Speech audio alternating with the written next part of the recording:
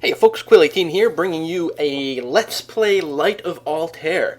I don't know much about the background of this game. I don't know how old it is or not. I think it's not necessarily that old, but it's an indie game.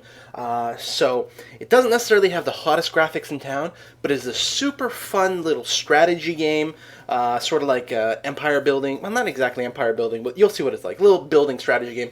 It's a little indie game. I got it on Steam, very, very cheap. I've actually just reinstalled this on this computer, which unfortunately means I don't have any levels unlocked. I have to play through them in order again, but I thought it might be a good little intro to the game for you guys while I try to unlock some of these things.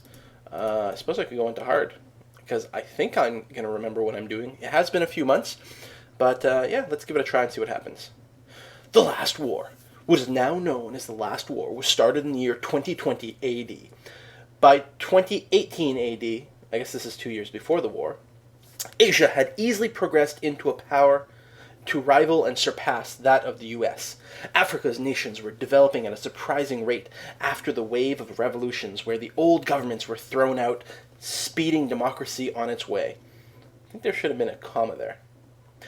With this, there should have been a lot of things, but whatever. With this new global growth, the demand for oil skyrocketed as billions of people wanted automated transport and industry expanded to keep up with the demand. As global supplies dwindled, the world set its eyes onto the rich oil fields in the Middle East and the cold North. Canada? The desire to fuel The desire for fuel far outstripped the world's minor concerns with the atmosphere, and these deposits were depleted at an alarming rate. Well, how long is this story? The new fields quickly became the focus of much political pushing and trade treaties. The southern hemisphere started to become concerned as the major powers in the world began to cut back their supplies to each other. Blah, blah, blah, blah, blah. Big world war over energy. Yada, yada, yada. Hey, it looks like Europe was nuked.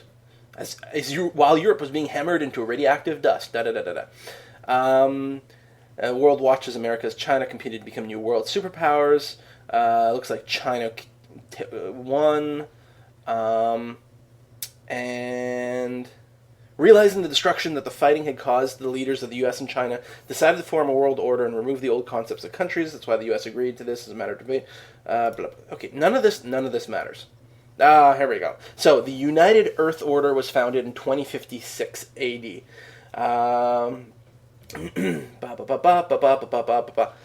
In 2062 AD, the UEO had recovered enough strength to found the first permanent colony on the moon. There we go. Alright, mission. Destination Luna, year 2062. In the Sol system, faction, colonial, economy 1 star. Whoa! I didn't realize that clicking there would actually make it go away. Well, that sucks. Okay, we're going to have to get to the game soon. Greetings, Commander. My name is Elise Soon, and I will be guiding you through your first assignment at the fledgling moon base in order to construct a staging post for the UEO's expansion into the solar system. Your first task is to get the base up to speed by constructing 2 hydroponic facilities and 1 solar array. More orders will follow once you have accomplished this. Alright, and you can check the orders again on the right-hand side again, other messages. So here's the moon. And yeah, you can right click around. This is the moon. And so all the planets are going to be divided into little hexagons here. And this represents my first colony. So I need to build 2 hydroponic facilities to provide food and also 1 solar array to provide power. So if I drop a couple of hydroponics, that is fine. It cost me a little bit of money, but I got lots. But you can see there's a power icon above it. That is because there's not enough power. Down here it says I need 3, but I'm only generating 1. So I gotta drop a solar panel down here. And now I'm generating 5 for my need of 3. So I'm perfectly fine. Wait for the colony to expand. You can use the speed buttons above to speed up time. So I'm going to do that. And I believe it actually automatically went back to normal speed from super fast when this finished. So that's good. So this colony has matured to tier 1. And I got new orders. Now that the moon base has grown into a proper colony, you need to construct a research facility and the power support. The facility will allow you to conduct localized research as well as scanning a planet's surface for useful ore. Okay, so here's my research facility, which unlocked when my colony became tier 1. So I'm just going to dump it here, and I need more power, lots of power to run that. There we go. And actually, I got a little bit of spare power, so Whoops, I actually meant to build hydroponic facilities. I will build a couple more. It'll help my city grow a little bit faster. So, now what? Good work, Commander. The research fleet has detected a number of ore deposits on the moon's surface. Construct a new sister colony near one of the deposits. Once this colony has been completed, you should construct landing areas in each colony in order to link them together. So yeah, you can see these are mineral deposits. So I'm going to take my new colony headquarters.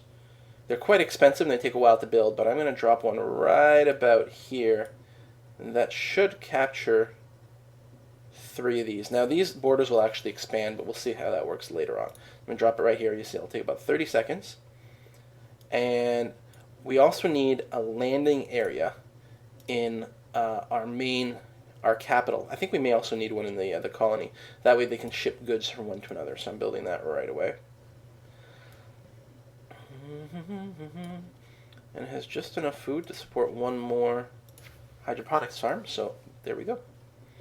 And 3, 2, 1, boom. So we've got that set up. How do I delete right-clicking? Yeah, get rid of these. More orders. New colony is completed. Well done. In order for this colony to be useful to the UEO, it needs to produce fuel for future expansion. Click on a research facility to make designs for a fuel synthery. Once one is built on the mineral deposits available and provided with power, your fuel cap will increase.